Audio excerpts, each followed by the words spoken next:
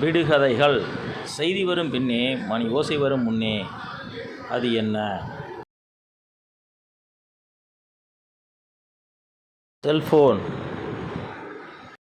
விடுங்களாம் நட முடியாது. அது என்ன?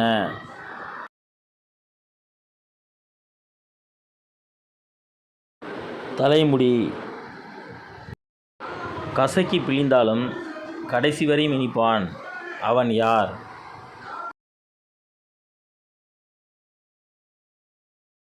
கரும்பு. இடி இடிக்கும், மின்னல் மின்னும், மழை பெய்யாது. அது என்ன?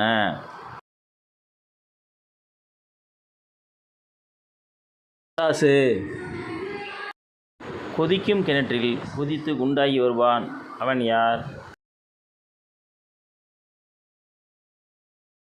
பூரி.